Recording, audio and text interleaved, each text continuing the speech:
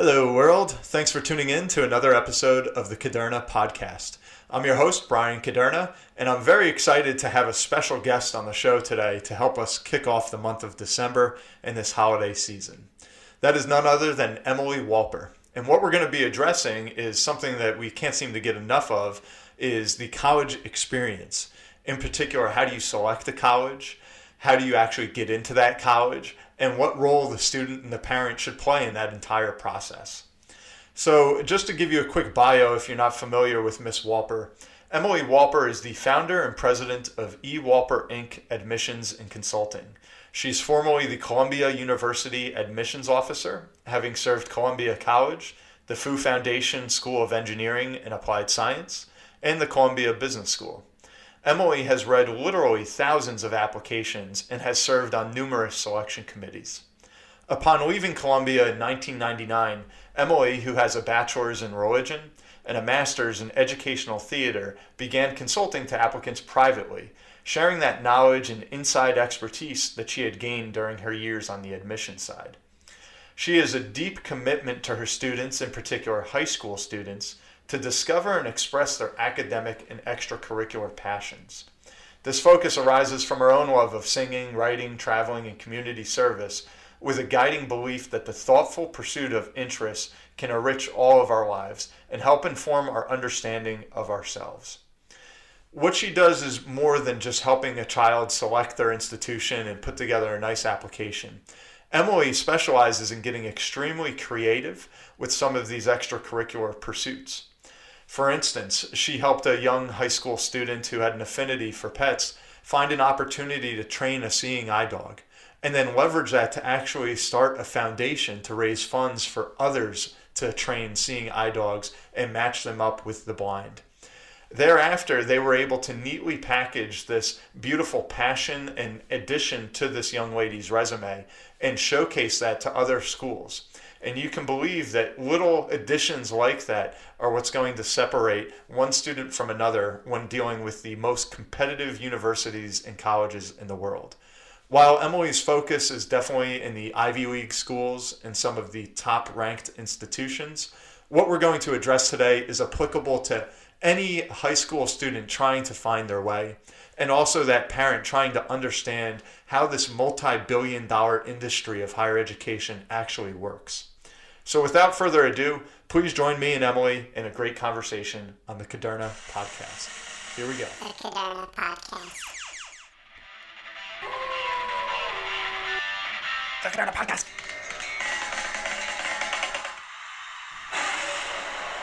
The Caderna Podcast. How did you know early on that this is something you wanted to get into in this space? Well, I was an admissions intern when I was a senior at Vassar College, and I loved my job. I thought I was the luckiest student on campus to have this chance to talk to kids who were coming to visit about what a Vassar education could do for them.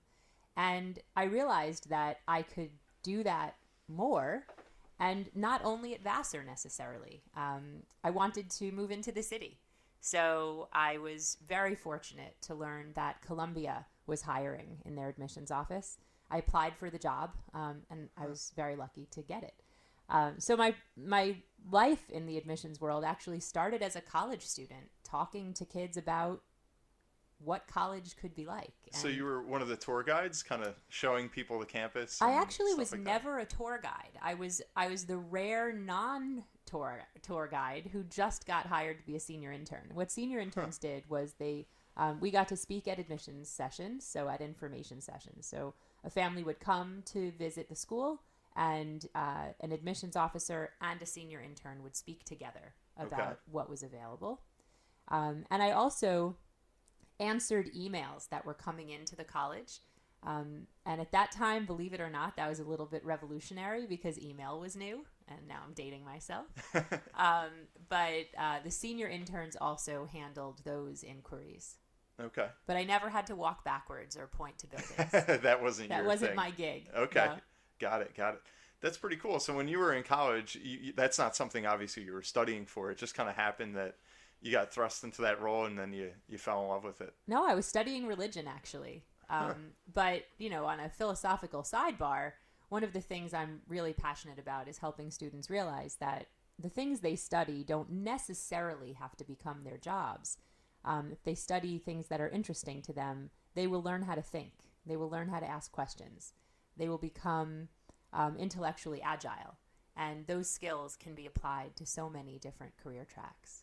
Okay. So are you one of the folks out there that thinks, college is for everyone? Or I know it's just, especially speaking with so many young people, like you said, they don't always know where they want to go, what they want to study. It's so hard to kind of foresee that future. So maybe my question is, do you see college as more of a kind of a learning ground for a particular subject, or just more exposure to what the world has to offer them? I think it can be both. Okay. And I think it's different things for different people, depending on their dreams, their capacity. Not everyone is up for the same types of challenges, but I think that different college settings can give students opportunities to become the best that they can be. So do I think the exact same college is for everyone? I don't. Do I think that there are educational spaces after high school that are varied and can be right for everyone? Yeah, I do. Okay. Yeah, so there's a place for everyone to fit, for sure. Hopefully. One would hope. And so take me through a little bit of the process now, and I know a lot of our listeners want to hear. You have somebody, let's say that they're in high school, parents are encouraging them to go to college. They're trying to kind of find their way. Like when should a high school student, I guess, start thinking about what's the next step of education, or where do I go after this kind of structured formal education I've been used to since kindergarten? I always tell parents when they call me that the best time to start actively engaging the process is when college is coming up at the dinner table or in a car ride. When a student is alone with a parent or alone with an adult who they trust and has the opportunity to say, hey, is it true that it's really hard to get into college? Or is it true that I need all A's if I want to go anywhere?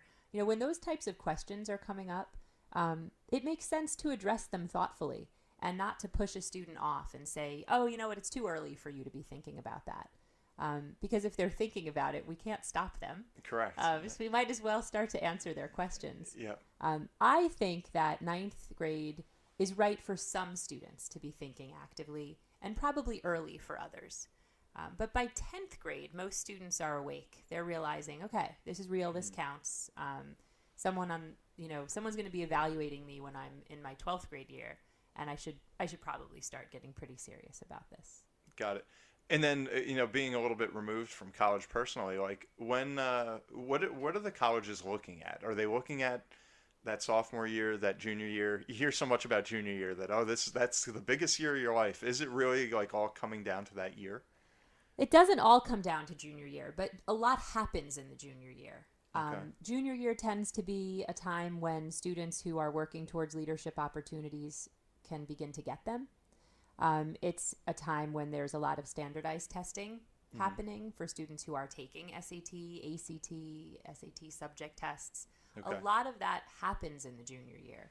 So I would argue that the grades matter from ninth grade on. But that 11th grade is when it all starts to really coalesce. Okay. So if you've been doing very well in 9th and 10th, then the junior year is the time to show that, you know what, it gets harder, but I'm still doing great. Yep. If a student has struggled in 9th and 10th, junior year may be an opportunity to make a big recovery and have a really strong performance. And on the flip side, junior year is probably not an optimal time to start weakening or having to kind of fall off the wagon. Right, Yep. to fall off.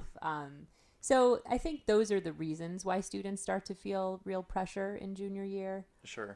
It starts to feel like it's happening. Like the real world's coming at them. Yeah. Well, right. And I'm glad you said that, because I think one piece of this process that a lot of people don't focus on is the psychological component.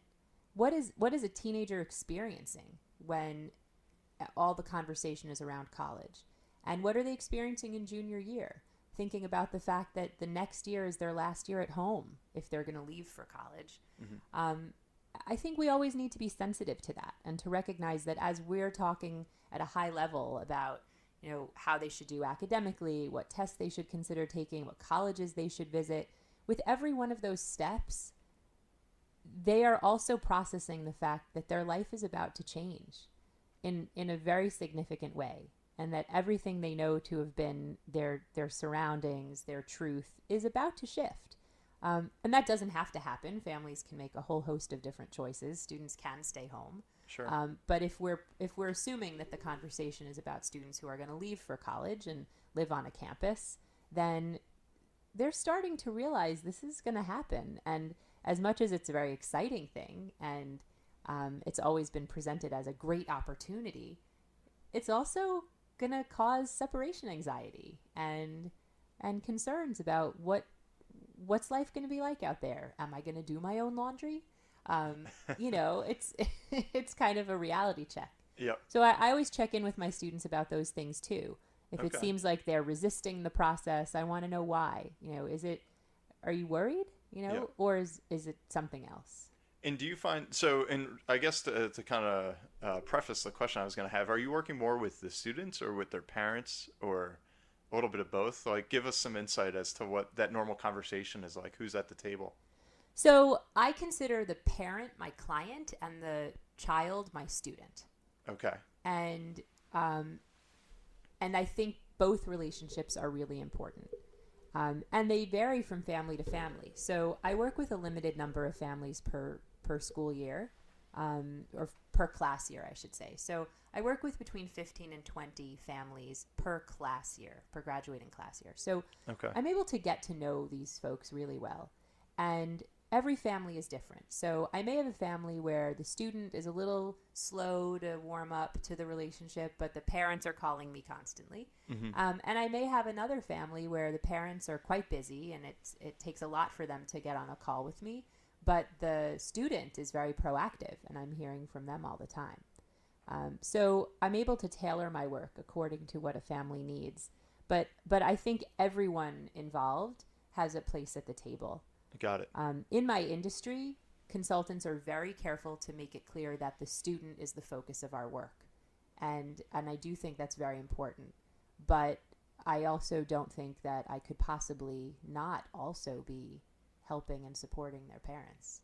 And do you have some sort of kind of like letter of engagement where the student's fully committed, the parents fully committed? I assume you probably find instances where maybe the parents are very pro-college or a particular school, or they have this track they dream of for their child, and maybe the kid has a different vision for themselves. How do you, kind of rectify that disconnect, or do you really just kind of follow the student's lead at that point? Like, how is that handled? That is a great question. I know I joked with you earlier about always saying that's a great question, but that is a really great question. I, at the end of the day, view my role in a situation like that as being an advocate for the student. Okay. And I'm very upfront with parents when they contact me and consider engaging me, that if there is a situation like that where the student's needs are different from those of the parents, that they are hiring someone who's going to advocate for their kid. Okay. Now, that being said, I may think the parents are totally on the money and the student is not hearing them. Yeah. And in that case, I draw upon mediation training that I have actually, and I get everyone around the table and I say, listen, I'm hearing that we're not all on the same page. I'd like to understand where that's coming from, and I'd like to help kind of get to a place where we can all feel good about what the first choice school is, let's say. Yeah. But I always remind everyone that at the end of the day, the student is the one going to college.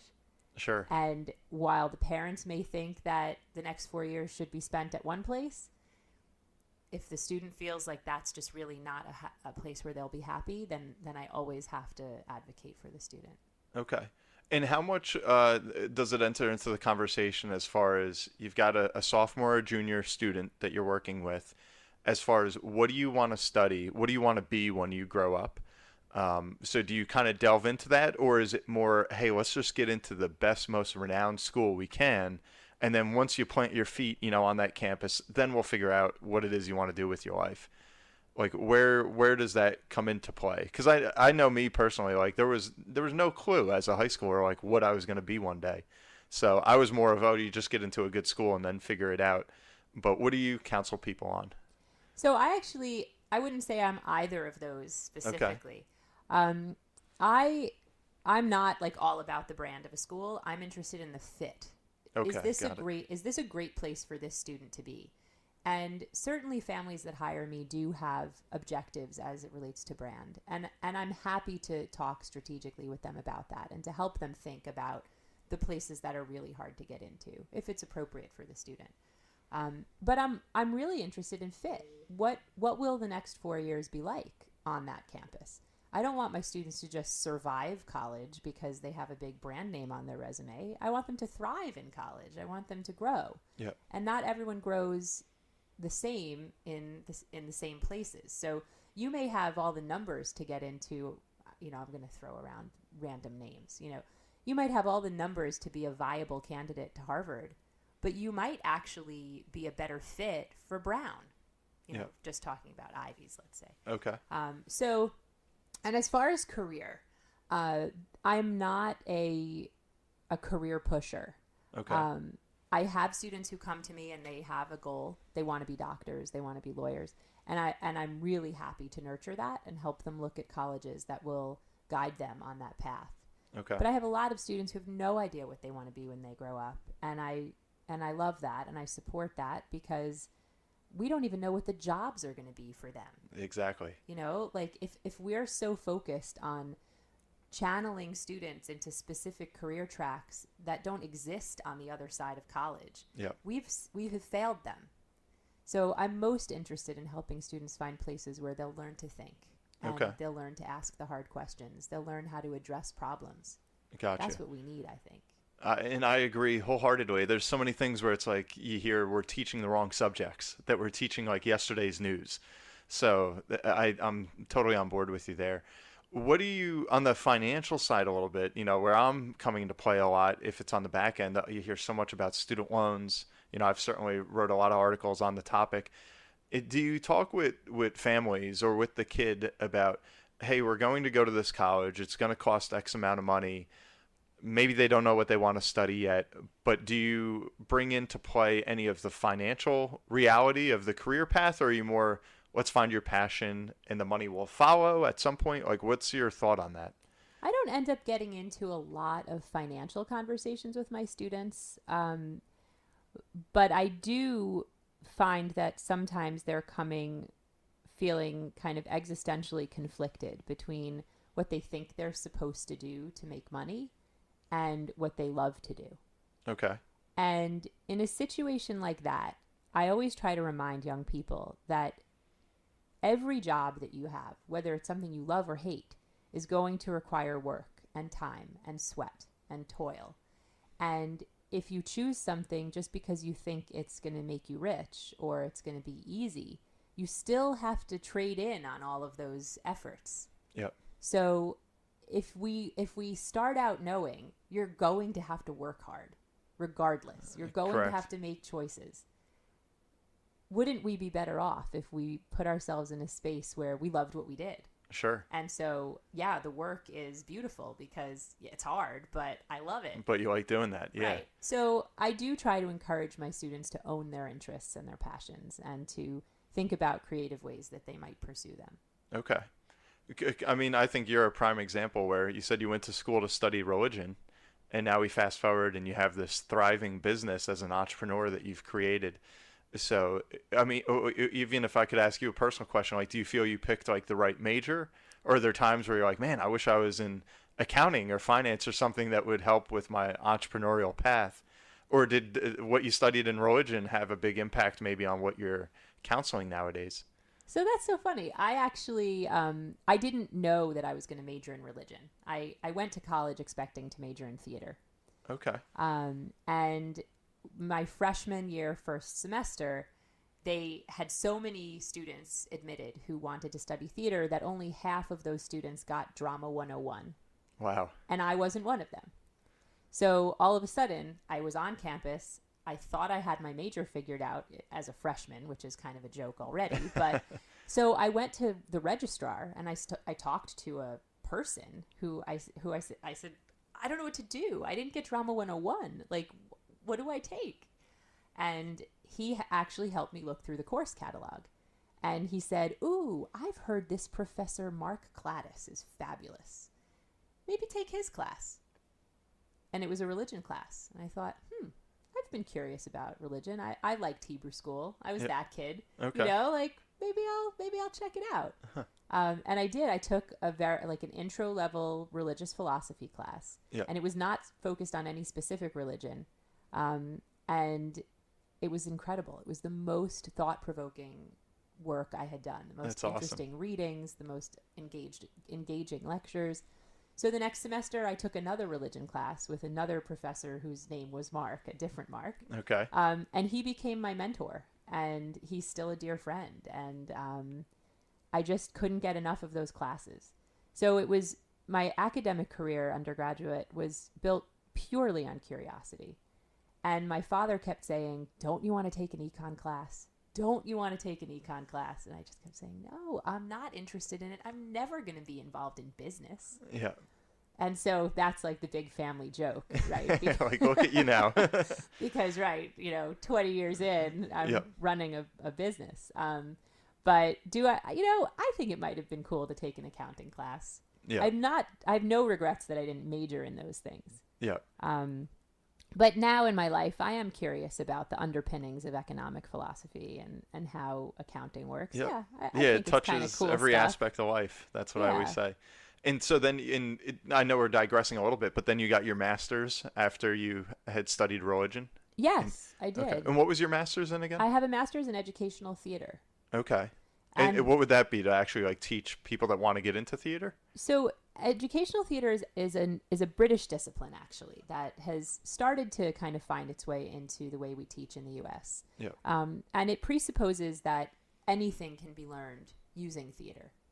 So educational theater, an example would be you're teaching history and you want the students to feel more of a connection with the life and times of colonial America.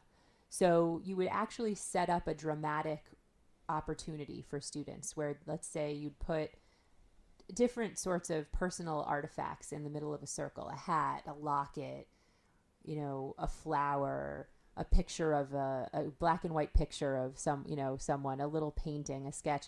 And the student each get to pick one of those items. And then you tell them to build a narrative around that item. Pretend they're a person, who would have interacted with that item. And now the student becomes someone else. It becomes an acting exercise. But they learn about history while they're doing it. Yeah. So, an amazing, you would say like maybe Hamilton is a great example of definitely. That's theater, what I was right? thinking. Because how many students who take the AP US history test now memorize all of that from Hamilton? So that's what educational theater does. My interest in educational theater specifically was ways that theater can be used to teach leadership. Because something that kind of underscores all of my work is leadership, is thinking about how people become leaders, what types of activities and opportunities can teach leadership skills in a way that's almost invisible, but you kind of see students emerging, finding their interests and taking ownership of them and then teaching others. Yeah. So I was a little bit of a rogue educational theater student. Okay. I was the only one who was not a teacher, and I was the only one who was writing all of my papers on leadership. Yeah. But that fascinated me. Sure. And still does. I love that idea because it takes me back to like history class, even when you were in grammar school, and it's that teacher that could kind of take you back to the Revolutionary War and draw that picture where you felt like you were there. That sticks with you forever, as opposed to just kind of flipping through the pages of a textbook. So it does, and it also makes you feel connected to the human experience and the common threads of throughout time. Yeah. So that's what education. That's really cool. Is about. And I'm glad you touched on leadership because that can kind of bring it, back to the idea of, all right, we're trying to get into the best college possible. So we take that junior that you had referenced where now the world's coming at them, so much is on their plate, they're feeling a little stressed, like this is it. What is a typical college? Maybe they're all different, you could tell us, but what is a typical college looking at? Are they saying, all right, a prerequisites, this SAT score? or we're weighting 50% of their profile to their SAT score? Or are they looking at the class rank? Or if they're the captain of the football team, does that outweigh that stuff? Like, take us through that if you could, since I haven't been there at Columbia and whatnot. Sure. So I do want to contextualize and say that I'm going to be speaking specifically about selective and highly selective schools. Okay. in Because you this deal mostly particular with line. Ivy Leagues, is that correct? No, I work with students applying to a whole host of colleges, but Okay. I'd say mostly around the top 30 to 50 colleges in the country. Got it. Okay. So I don't want to discourage a parent, let's say right now, and how I'm going to answer your question, whose child maybe has B's and C's and not a lot of activities. There would be opportunities for that student too. Sure. But to answer your question in the world that I engage every day, Yep. The grades and test scores are the beginning of the conversation. So if you're talking about a highly selective school, students know they need A's, Yep. maybe the occasional B, in the hardest classes their school offers.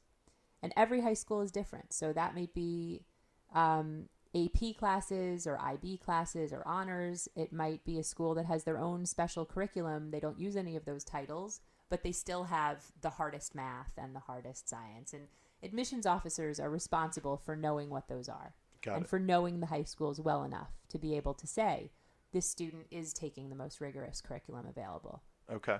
So you're looking for academic performance, curricular rigor, and then the testing, should be within the range of what that school is publishing as their middle 50%. Once you have all of those academic pieces in place, and an admissions officer can say to themselves, okay, I could get this, like committee would be interested in this, then it really starts to be a conversation about the student's extracurricular life. What does that student do outside of the classroom? What are her passions, interests, concerns? How is she dedicating her time? Okay. So to jump in there, the grades, the academics, that is a prerequisite of sorts where you say, okay, I need to fit the profile of that school I applied to. Yeah, you have to be in the game. Yeah. The admissions officers are responsible for creating a class of students who can succeed on Keep their up with each campus. other. Yep. Yeah, so you need to Does make one sure. outweigh the other as far as like the testing, like the SAT that we all hear about? Or if you had a poor SAT but you were 3 in your class, does that outweigh it? Or if you were 60 in your class but you had the best SAT scores, or do they really just kind of combine the two together like equally? So they don't combine the two, and different schools are doing different things with this. Okay. In fact, there's an interesting trend happening among the selective schools where they're making SATs or subject tests optional. So I would rather be the student who's 3 in the class. Okay. Now, having said that, it would be really frustrating to be number 3 in the class and not have A good SAT. pretty good scores Yeah. because the options will change. But a student who has great testing and weak grades is not in an optimal situation because those grades reflect that he or she is not necessarily working to potential in the classroom. Okay. And the test score is showing, hey, guess what? Yeah, we have a slacker on our hands. We Yeah. might be dealing with a slacker, right? Exactly. In the highly selective range of schools, you really want to have the grades and the test scores. Okay. All right, fair enough. And then the extracurriculars, that's just, I guess, the next differentiating factor that the selection team would be looking at? Yeah, and that's when it really starts to get fun and interesting Yeah. because every student is different. And the landscape of what students can do is so interesting and wide at this point because there's so much accessible to them, whether they're doing something using technology or they're involved with community service or they're on a presidential campaign or they are working on an environmental sustainability project in their high school. There's so much that students can do to express their interests, and there's no wrong answer.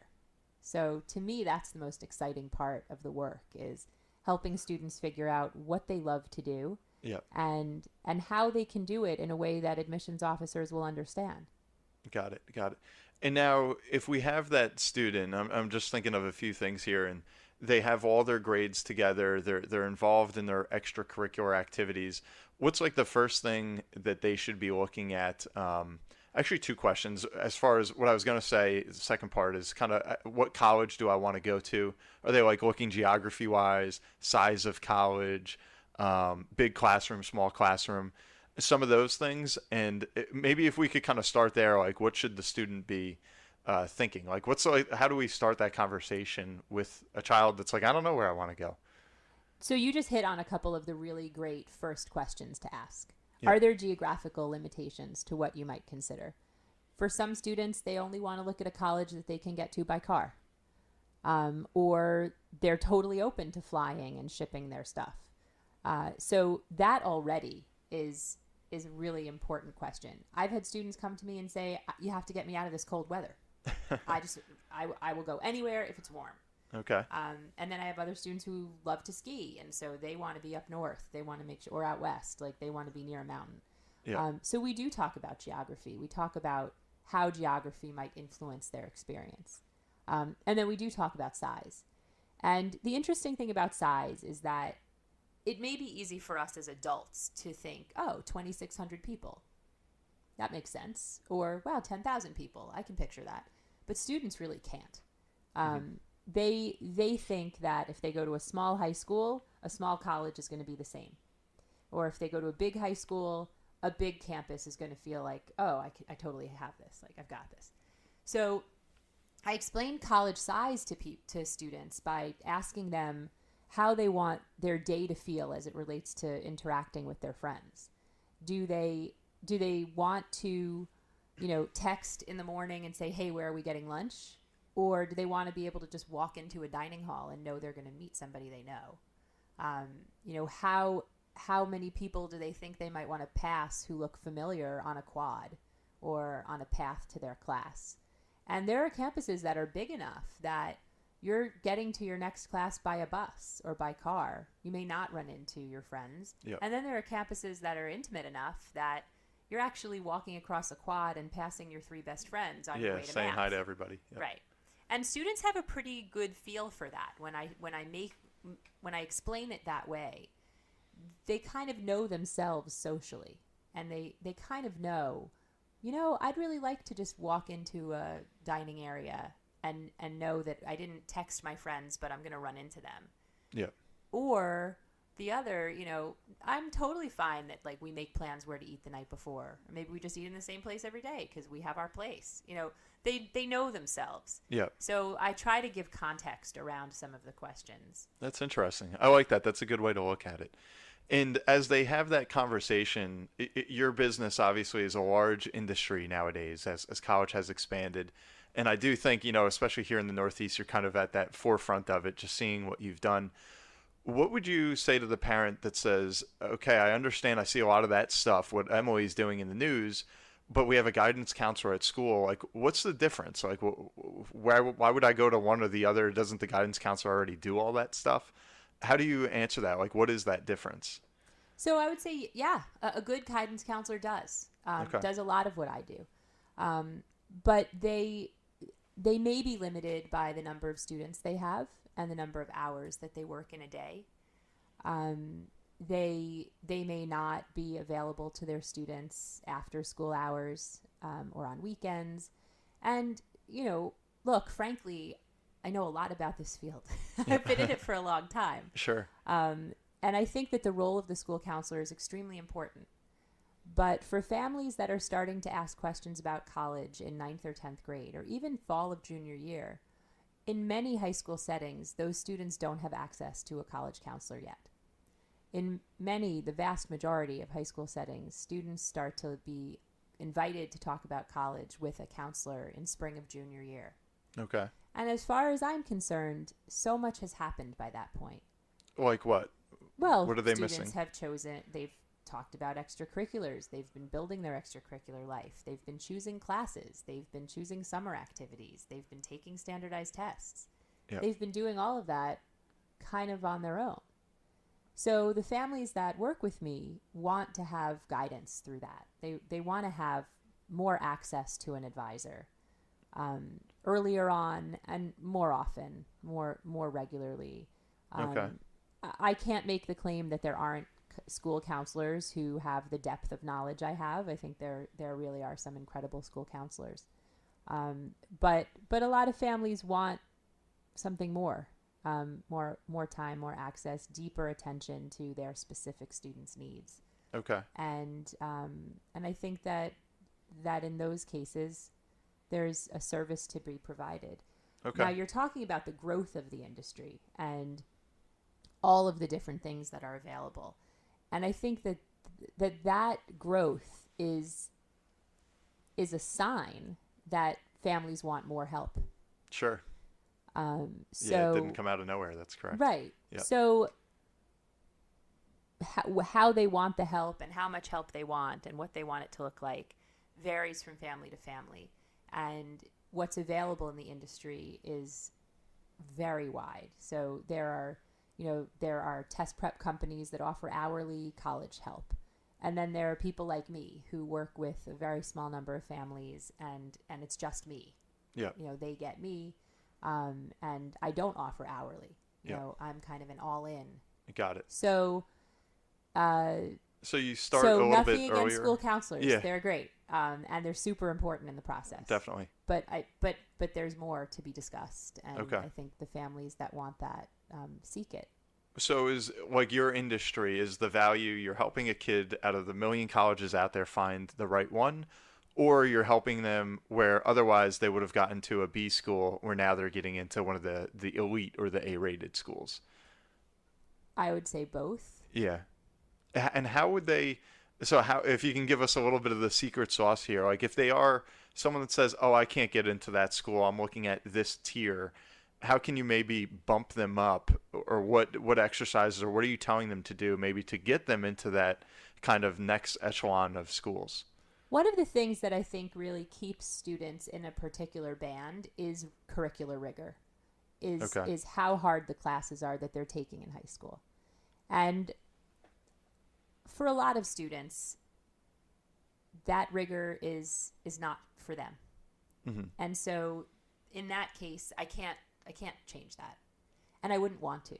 As in, like, to get to that next echelon, you always want to see them maybe push to a harder course load? Well, they should be taking the harder course load to be viable in those applicant pools. So what if they example, don't do as well there? Like, so you're saying maybe they'd prefer like a C in that high course as opposed to a B or A grade in an advanced course as opposed to the honors? I don't know that I would ever make a case for a student to take a class where they're going to get a C.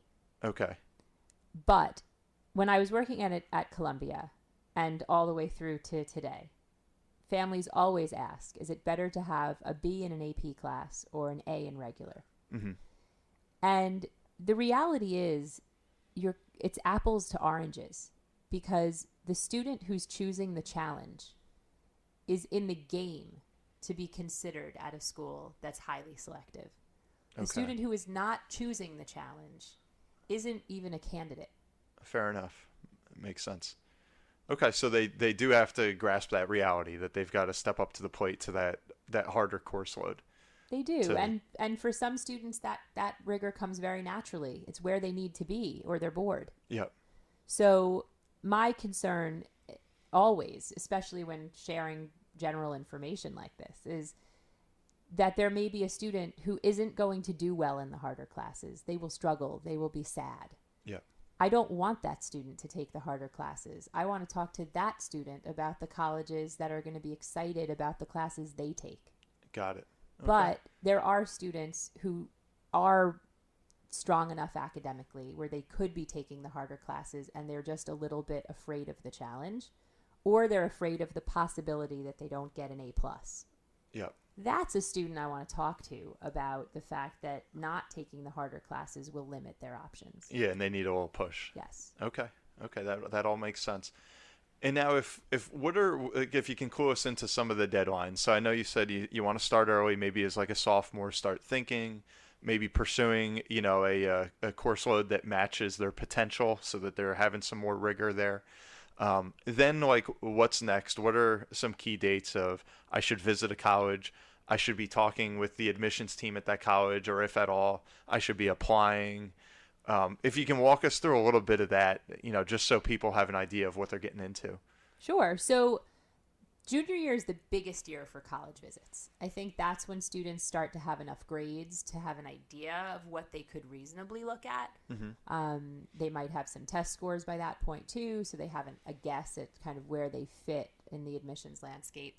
So a lot of families do a big push for college visits in junior year. I like to see maybe 1 or 2 local college visits in 10th grade if a family can swing it, because we're all sitting here talking about college in this grown-up way, because either we went to college or we have visited colleges. We think we know what it's about. But a student who's never seen a campus doesn't even know, what is this thing that everybody's telling me I'm supposed to want and work hard for? Yep. How do they know? So I think there's a lot of value to taking a sophomore to a nearby college campus, either for a game or a lecture or an event that they're hosting, in a casual way. Yes, there's value to information sessions and tours, and certainly if the student is not too anxious about that, they could do that too. But even just walking on a campus and getting to see what it's all about, I think has real value. So that's the first thing I would think about. Okay.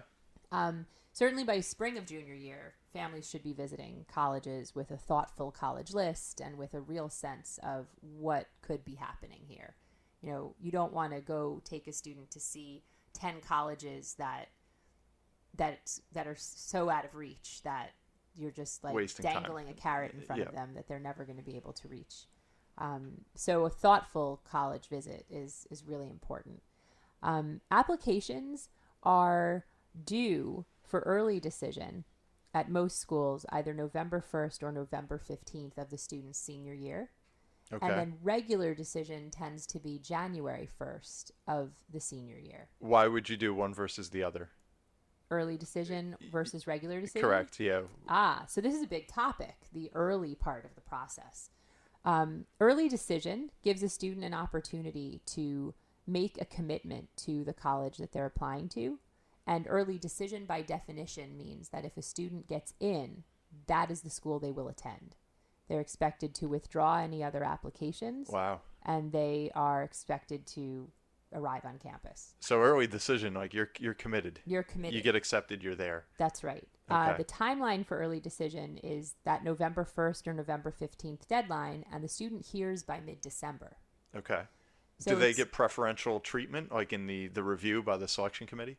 Well, there does seem to be a statistical advantage to applying early decision. Okay. Yeah. So that's maybe your reach school, or if I could get anywhere, I might as well go early for that school. So it should be a reach. It should be a reasonable reach. I don't love Hail Mary passes early decision. It's not the most strategic approach. Okay. But yes, it makes sense. If a student has a reach that's reasonable, that would be an early decision choice. Okay. How many schools do people usually apply to? Is there any number hey, you really want to narrow it down to 5 applications or? 5 would be few in this landscape. Really? My Okay. students typically apply to between 8 and 12 colleges. Got or it. they're prepared to do so. If they get an early decision, then they're done. That's it. Yep. I do want to back up with the early thing, though, and I want to just talk about early action, Okay. which is another early program that colleges can choose to use as well. And early action is non-binding. So it follows the same timeline of a November 1st or a November 15th deadline and news around mid-December, but the student is not bound to attend. Student can continue in the process, apply regular decision to any number of schools, hear from those, and then make a decision. Okay. So some students do end up choosing their early action school. Yep. But I think it's important to know that within that early landscape, there are those 2 big options, early decision and early action. And then getting a little even more nuanced, there's restricted early action, which is a very small number of schools, Princeton, Harvard, Yale, and Stanford. And restricted early action allows a student to turn down the offer, right? So the student. So these are going to be your most coveted students, right? I would assume. Yeah. So they're not bound to attend, but they are restricted in that they cannot apply early anywhere else that is not a state school. Okay. So interesting. I just throw that out there for the parents listening who have kids who are Ivy bound. There are some real nuances to the process when you get into that that group of schools. Got it. Okay, and then everything has to be in, you said by January 1st? Most for like schools the normal... have a January 1 deadline. There are Okay. lots of other deadlines. There are schools that have February deadlines. There are schools that have rolling admission, where they're admitting students as the applications come in, and their rolling gates are open until the spring. So families really do have to do their homework. They have to know, based on the student's college list, what the deadlines are. But the majority of schools have those early deadlines that we talked about, and then they have a January 1 or a January 15 deadline. Okay. And if I could just throw you a curveball, I mean, in today's landscape, what's the best school out there? If you had to pick. Obviously, Vassar. Yeah. I don't... So not your former employer, not Columbia? Oh, come on. I'm true to alma mater. No, I don't think there is a best school. I think there are schools that are very popular. Yeah. I see a lot of applications to the University of Pennsylvania, a lot of applications to Washington University in St. Louis. My students tend to like Brown and Dartmouth, and and Dickinson is popular. Like, it's really this year I saw a lot of, like, Bowdoin got a lot of love. It really varies from year to year. So it changes. Because I feel like if you read that, a best. Okay. So, like, when they do the report every year, whatever it is, U.S. World News, I think it is, it always seems like you're going to have Princeton, Harvard, Yale, like, just vying for that top spot. Or at least that's how I recall it. What is that? What's the allure there? Is it just the name? Is it literally the smartest kids on the face of the planet are landing right there? What's the difference between those versus all the ones that you just listed of the Dartmouths, Dickinsons, Washington, and so forth? So, yes, some of the country's, and I would argue the world's, brightest students are going to those schools that you just named. Those schools also get a lot of applications, and they have very low admit rates as a result. Okay. It's very hard to get into those schools. The reason why U.S. News and World Report is a little tricky to try to analyze is that they use a lot of different data points to create their algorithm, right? To create that list.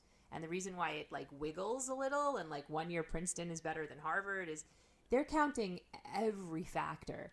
They're looking at alumni giving, for example. Yep. And when they look at alumni giving, are they looking at the actual dollars that are being donated, or are they looking at alumni engagement and trying to figure out how many alumni are giving? Those are two very different things, yes, right? Yes, interesting. So I've had friends say, well, if everyone gives $1, then that still counts as alumni engagement.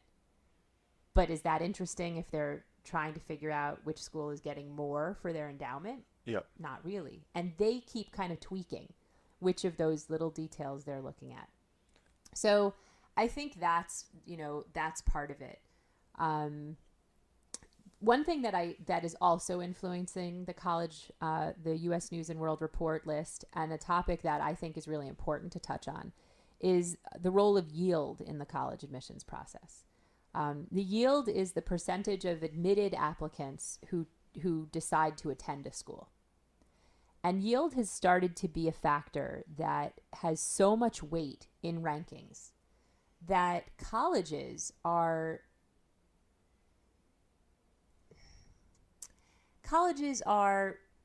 I'm going to say it, manipulating how they make their admissions decisions to try to have a higher yield. What do you mean by yield? So let's say that you admit 10 students. Okay. And 8 decide to come to your school. You have an 80% yield. Okay. That would be very high. All right. And so they're looking to get optimum yield. Yes. Closer to 100%, then that looks better. They want to optimize yield. Okay. That's right. And it gets harder to optimize yield as students apply to more colleges. That's why they do these restricted open actions, things like that. That's why there are early programs. It's one of the reasons. There are Okay. lots of different reasons. But it's also why students you're hearing probably from friends that there's a lot of waitlisting happening. Students are getting waitlisted who look like they should have gotten in. Yield is becoming such a big part of the game, and it's forcing students to express interest in a way that they didn't have to in the past. It's forcing admissions officers to try to figure out, well, Does it look like they're going to say yes? And so and it really does come back a lot to U.S. News and World Report, and the fact that that yield is a factor. It seems like a game that they're trying to play here. I call it the yield game. Yeah. I do think that yield has become an unfair component that is creating anxiety in families and in applicants. That is a factor that wasn't as much of an obsession before. Really? Yeah. That's some interesting insight. And just to clue us in, we look at that top tier, let's say, of the Harvards, Princetons, etc. Who gets in there? Do you have to be valedictorian? Do you need a almost perfect SAT score? So they are there those, if you don't have it, see you later, don't even think about it? If you go to an an information session at one of those schools, they're actually going to tell you how many valedictorians and perfect SAT scores they turn away. That they turn away? Yes. So, those are just the numbers, right? So should you be in the top of your class in the hardest classes available? Yes. Should you have test scores well into the 700s in every section? You should. But who's getting in is so much less a story about those numbers, which, yes, have to be there to be in the landscape. And I think more a story of how students are expressing their passions and interests, which goes back to what we were saying before about extracurricular life. I used to joke in workshops that if you're not curing cancer, don't bother to, you're not going to compete well in the extracurricular landscape of a highly selective school. And it was a joke. You're like, haha, curing cancer. Ugh. Yeah. Last year, I actually had a student who was doing work to cure cancer. She happens to be at Harvard now. Really? But you really have to understand that the students who are interesting in those landscapes are doing amazing things. Yep. And it doesn't mean that students who are doing really great things aren't awesome people and aren't valuable and shouldn't be going to great colleges. Yep. But Harvard has the opportunity to see students who are doing things like curing cancer. Yeah. Or creating Facebook in high school. Yeah. Founding NGOs that are trying to address major world issues that they have become passionate about themselves because they read and they're curious and they're concerned and they're active. Yeah. Those are the types of kids who are very interesting to those schools. Much in that respect, how much does networking play into that, and alumni and connections? I mean, and we could talk a little bit about it too, obviously the recent scandals that have plagued so many of these schools. Obviously it's a factor because kids were getting in that way. So, I mean, does it help to have a connection, to write a letter, to get a reference? Are those really impactful to try and get into some of those reach schools? They can be. Yeah. They can be. Especially for students who are already really qualified. Okay. You look great already. And now someone who is instrumental on that campus is going to express an interest in you. That can have an influence, just like getting a job. Yeah. So there is that respect of, you guys look equal, but, his dad's a senator, or her mom's an actress, or something like that. They think that they can rope that into the school, that family or that name, that happens. We know that happens. Yeah. Okay. I don't think anyone is trying to pretend that doesn't happen. Yeah. And the thing about the scandal is that the scandal went way beyond that. People may have misgivings about the fact that goes on. That the child of a senator may have an advantage. Yeah. We could talk about that till the cows come home. Sure. But the reality is that is how our country functions. That is how our education system has functioned. There are going to be students who have some other advantage that is going to make them more interesting in that applicant pool. Again, assuming that it looks like they can do the work there. Yeah. The scandal went way beyond that. The scandal involved the bribery of coaches who were bringing candidates to admissions who weren't even athletes. It just sounds crazy. Yeah. It does. So might it be troubling to some that a senator's child has a better shot? It might. Should it be troubling to all of us that a coach was paid $100,000 to say that a child could sail who couldn't even sail? They're saying not only does this child sail? They sail so well that I want them on my team. And coaches do have that opportunity to give names to admissions of students who are such talented athletes Yep. that they're going to have them on their teams. Yep. And then if the student meets certain admissions criteria, the coach does have that window to say, okay, I really want this one, or I Yep. really want these three. And how that plays out varies from campus to campus. But Sure. what happened in the scandal on the athletic side is that coaches were selling those spots Wow. to students who were not even athletes, which is why you And then saw they would like, land at the school, and would they even play that sport, or did they? they wouldn't. That's They insane. wouldn't. Yeah. They couldn't. It was bribery. Yeah. Downright bribery. It was all smoke and mirrors, to get them in. So that's a real problem, and that has given admissions offices pause, and it has given mostly athletic departments pause, and there's discussion of deeper oversight when a coach is giving names to an admissions officer to make sure that the student actually does play lacrosse. Wow, that's wild, but I guess Yeah. it's such a competitive landscape right now. Everybody's thinking about college, and maybe one of the last things that we could touch on in this vein is the financial aspect, which obviously that's, as a financial advisor, so many of the conversations I have, some people look at an NYU or a Princeton just to grab some names, and they see the sticker price and go, you've got to be kidding me. That looks astronomical, how much that's going to cost. Is there a lot of aid in that respect? Because then you hear some people say, don't be deterred by that. Those super expensive ones have deep pocketbooks they could then help out with, versus maybe a state school where what you see is what you get. Like, how does that play out? Like, are you trying to help your students not only get in, but also get scholarships? Or with the higher schools, should you just be happy to get in the door, and then, yeah, you better be ready to pay? So I just want to say about Princeton. Princeton is a no-debt school, which means that students who would need financial aid leave without debt. So talking about deep pockets, Princeton is one of the schools where if a student attends with financial need, they don't come out with debt at all.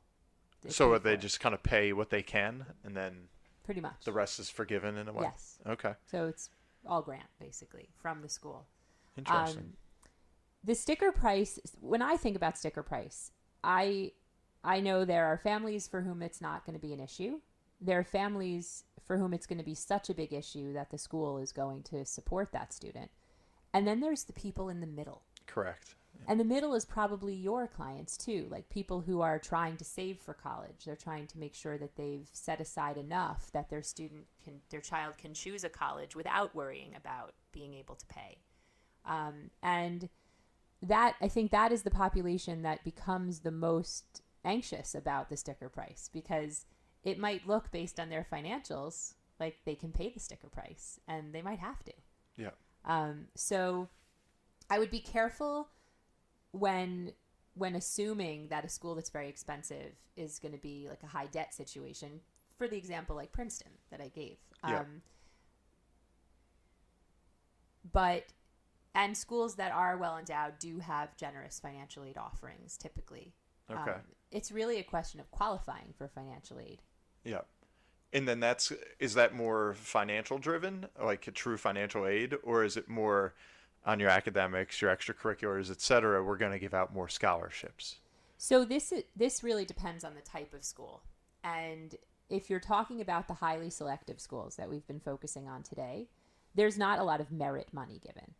Okay. There may be a couple of very specialized fellowships for really exceptional students. But by and large, if you can pay, you're going to pay. By and large, if you can pay, you're going to pay. Okay. Unless it's a school that is specifically giving generous scholarships. So, for example, I've seen a lot of $20,000 scholarships come from Tulane, let's say. Okay.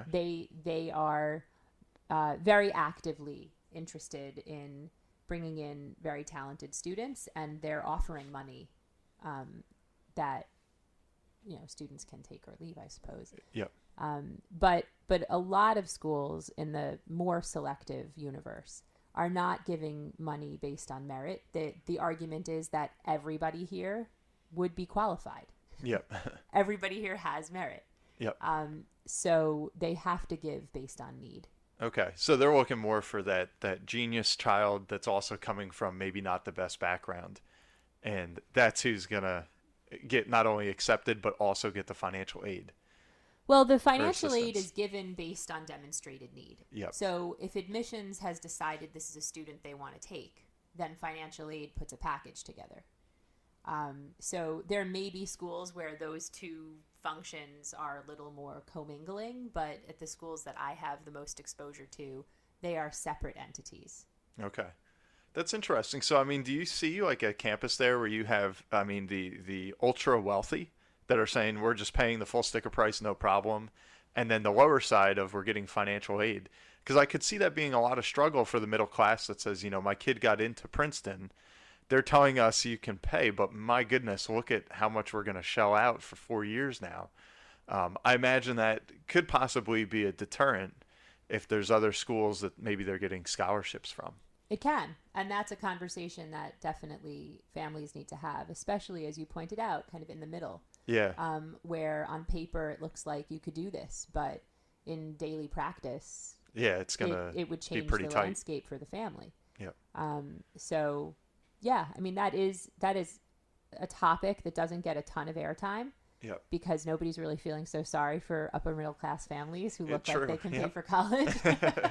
But the reality is it could be quite a strain. That's interesting. And now, if I could just kind of segue into our lightning round, which is one of the Wasn't this favorite. whole thing a lightning round? I know there's so much here we could talk about. I feel like we're just scratching the surface. Maybe there'll be a part 2 or something in the future. But our listeners love this, and we'll just kind of dive into some just quick questions about your background, just to get know you a little bit better, if that's okay. Sure. So one of the first questions we have up here is, what is your favorite book?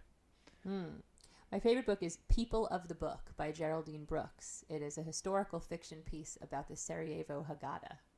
Interesting. I haven't heard that Now one. I've totally geeked out. And I'll take it a step further. What's your favorite movie?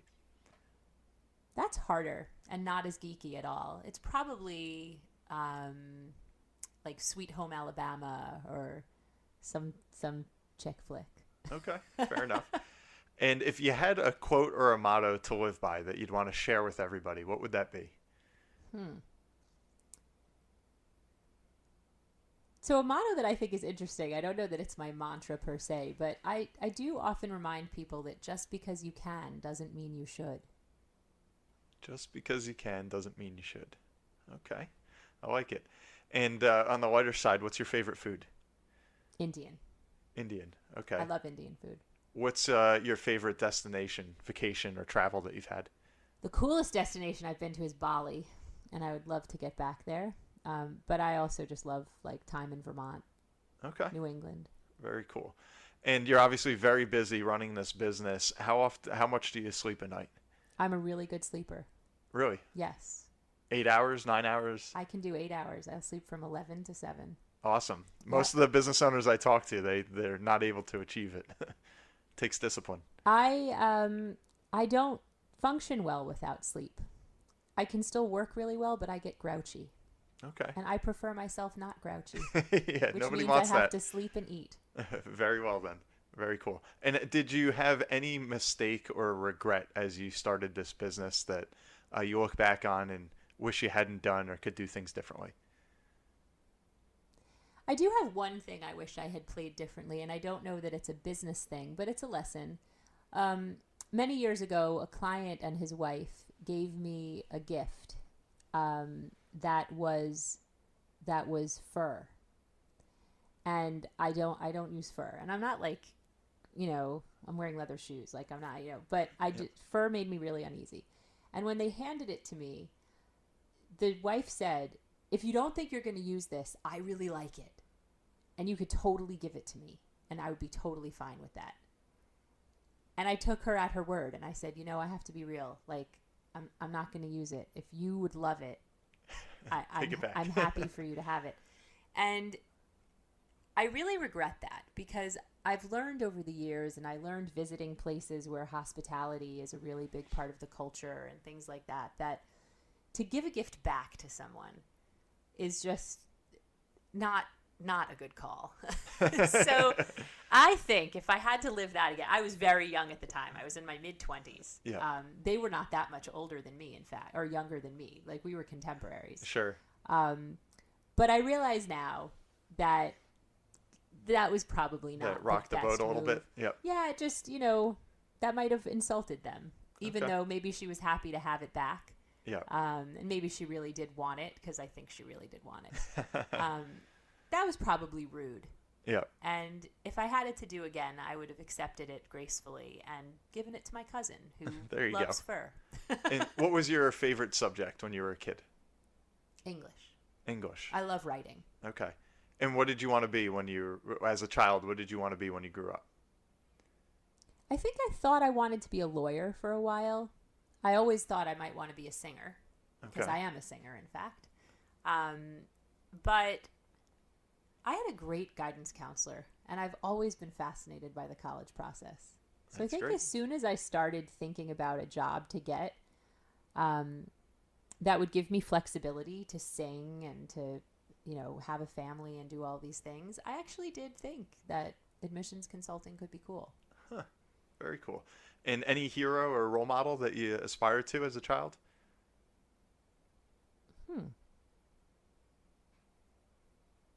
No. No. Okay. So you kind of just found your own way. Yeah, that's really interesting. I don't think that that I met anyone who I felt like I want to be that person. I want to do exactly what they did. Yeah.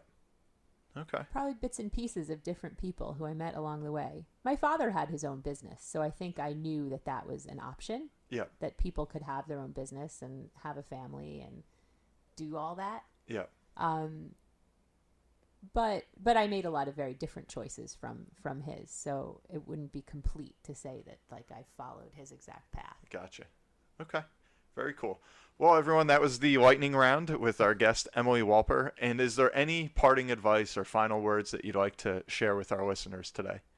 It may seem ironic to say this, but I really hope that students don't pin all of their self-worth on the college process. There's so much more to life, and it's one piece in their journey, and yes, it does pave a path, and yes, there's so much to be experienced in college, and obviously I'm quite passionate about college, but I'm even more interested in how people become people. Interesting. Okay. There was just so much here that we discussed today, and I know we could go on for hours. But for the sake of time, I want to thank everybody for tuning in today to the Caderna podcast. I'm your host, Brian Caderna, and please give us a good review, share on Spotify, Stitcher, iHeartRadio. We're pretty much everywhere again. So thank you so much for being loyal listeners, and we'll see you next week.